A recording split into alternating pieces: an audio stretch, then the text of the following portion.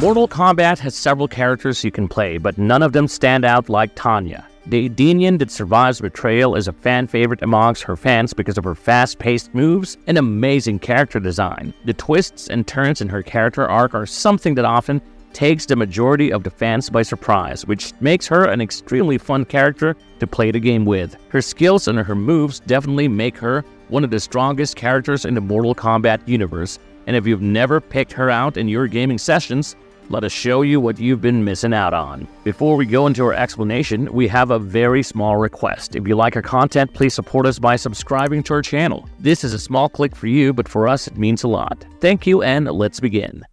Follow me, Liu Kang. Raiden has asked that I lead you to him.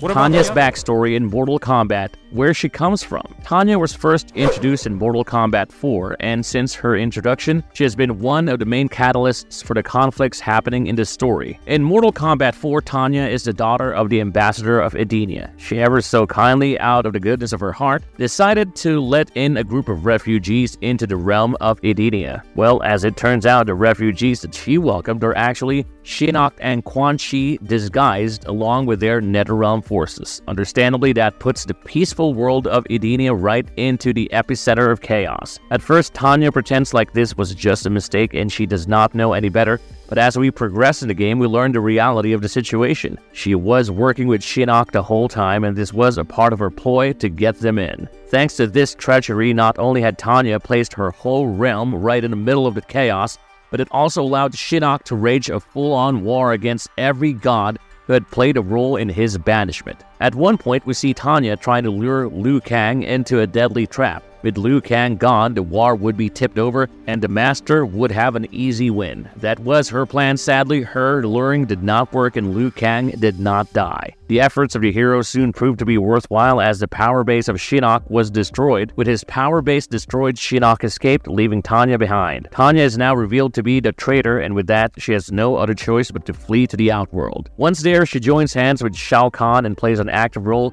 in the imprisonment of Queen Sindel. However, this is only temporary and soon she's beaten by Shujinko. With such a great plot twist in Mortal Kombat 4, Tanya had fans awaiting her return, and return she did. In Mortal Kombat Deception, Tanya is seen again. This time she is an ambassador of the bad guys. She works for them and enforces their demands onto the people of the Outworld. However, as we know, the Deadly Alliance crumbles soon enough, and with the Alliance gone, Tanya is again alone. This is when Baraka captures her and decides to give her a choice. She has to either serve Onaga or embrace death. As Tanya has always shown a keen interest in not dying, she decided to join the Dragon Army. She quickly rises through the ranks and ends up becoming one of Onaga's advisors. Onaga happens to be searching for an ancient incantation that would supposedly fuse the Kamidogu into one.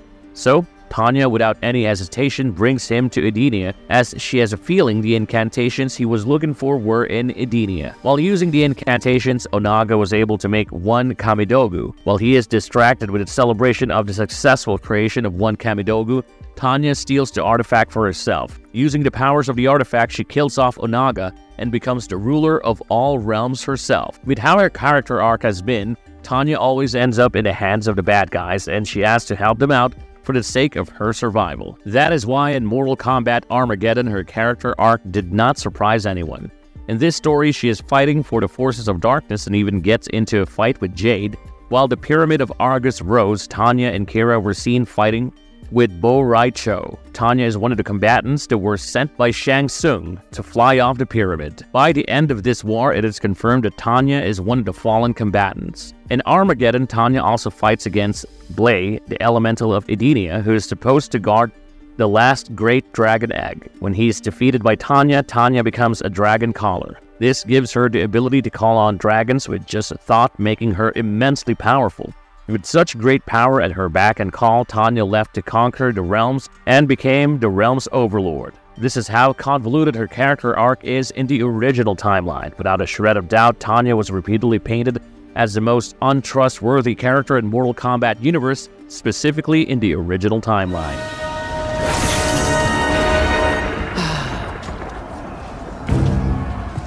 Tanya's alternate reality tales, exploring her multiverse adventures. Mortal Kombat X definitely changed the way the characters were portrayed in the game series so far. Every character ended up with some significant changes, whether it was their wife's passing in the case of Jax, or a whole different backstory like in the case of Tanya. In this timeline, Tanya is the daughter of an Edenian ambassador. Her whole family respected Kitana and King Jared's ancestors for a long time, but this was before Edenia was conquered by the Outworld 10,000 years ago. Tanya helped Mileena escape from the clutches of Kotal Khan, and together, they ended up going on their own adventure. At one point, Kotal Khan comes face to face with Kano, who has betrayed him by trying to assassinate the Emperor of Osh-Tek. Right when he is about to kill Kano, Tanya shows up to protect Kano by serving as a distraction. Kotal threatens Tanya, saying that he would never forgive people who helped Mileena, but Tanya makes her intentions clear. She wanted to free Edenia out of the clutches of Outworld, and Mileena wanted that too, which Kotal never said he would. Kotal tries to explain that Outworld is the strongest when they all stand united, but Tanya is not willing to listen to him or his words. The Emperor and Tanya engage in a fight, and Tanya loses. Right as the Emperor is about to kill her off, the Tarkatan soldiers show up acting as a distraction. Taking advantage of that, Tanya flees from the scene. Shinnok's amulet is a priceless artifact, and in search of that, Devora and Cassie Cage, Johnny Cage's daughter, team up together. While they were looking for it, Rain explained how he was planning to usurp the throne by using this amulet. He would use this amulet and make Mileena kill herself, and then he would take over the power. As he is doing his evil guy monologue, Tanya attacks them. Tanya and Cassie engage in a fierce fight while Devora fights with Rain. Tanya wins against Cassie with ease, and soon Devora decides to attack Tanya. Tanya tells Devora that her people were left alone during the war only because nobody liked the Ketans. That understandably pissed off Devora, and as she was about to kill off both Rain and Tanya, Cassie begged her to let them go. By the end of Mortal Kombat X, it is not confirmed what happened to Tanya. In the arcade ladder ending, we see that as Mileena is now dead, there's not much for Tanya to do but surrender to Kotal Khan. Even though Rain has been a good enough companion for her survival, Tanya does not hesitate to tell Kotal where he might find Rain. While this is all happening, Tanya is imprisoned, and she's definitely figuring out another way to rise to power.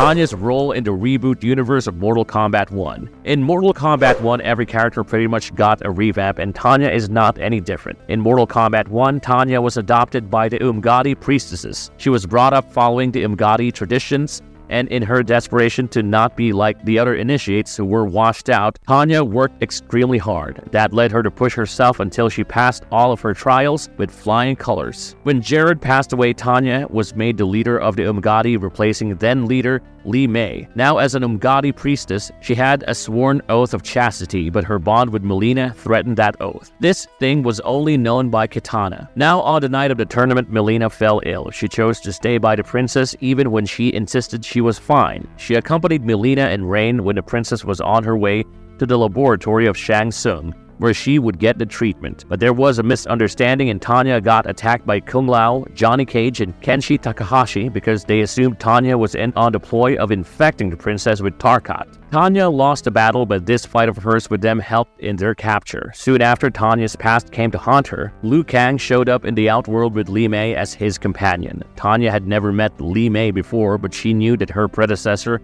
was the reason why Emperor Jared was killed. This is what led her to being removed as leader of Umgadi priestess. Tanya fought against both of them, but she lost. She was tied up and taken to the throne room where she was untied. Taking advantage of her freedom, Tanya attacked them alongside Kitana, but alas, victory slipped out of her hand again. Mileena's condition started to get worse, and she almost killed Sindel, but thanks to Tanya and Li Mei, the princess was brought back to normal with the help of the serum. Following her oath as the princess's guard, Tanya accompanied Mileena and infiltrated the Alliance's fortress, facing off against Ermac and Shang Tsung. This is where Tanya witnesses that the benefactor whose identity was kept a secret for so long was none other than the Shang Tsung that Liu Kang had fought against.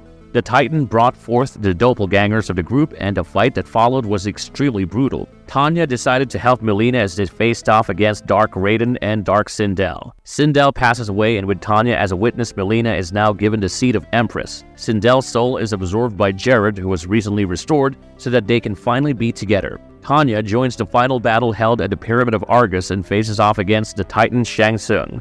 Once the fight is over, she helps Mileena in rebuilding the Empire. By the end of the story, we learn along with Tanya that Li Mei was never responsible for Jared's death. It was the superior matron who had bad decisions, and as a result of which the Emperor died. But instead of owning up to it, they made Li Mei the scapegoat. Tanya decided that as the leader of the Umgadi priestess, she would rebrand them and build them up again from scratch, because she found a family in these priestesses, and she would not let them suffer the consequences of the actions of selfish individuals.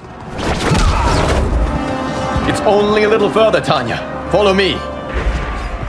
What makes her a lethal force in Mortal Kombat? Tanya is one of the most skilled fighters in the Mortal Kombat universe. She is quite small in size, but when she fights, oh boy, does she know how to use every muscle of hers to her advantage. She is extremely agile in the way she lands her hits. It is almost hypnotizing to see her in combat. The fast-paced kicks are her signature moves, and when timed correctly and paired properly, Tanya is able to land quite heavy damage on her opponents. Tanya uses her weapons in an unorthodox manner, which makes her quite unpredictable. I mean, who would have thought of using the Naginata as a standing pole before launching the actual attack? But that is exactly what Tanya does in Mortal Kombat X. She is an extremely skillful user of Tonfas, which she often uses to block her enemies' attacks. Furthermore, when she ends up with the ability of Teleporter in Mortal Kombat X, Tanya becomes more ferocious. The ability to move forward mid-attack makes it difficult for her opponents to escape her clutches. Plus, as a pyrokinetic, her fireballs are one of her main weapons. But when in Mortal Kombat X, she learned how to use a dark substance to make the potency of these fireballs higher, she truly shined as a warrior. Her X-Ray air-up and overmove became quite popular in Mortal Kombat X because it truly shows you how strong this Edenian can be.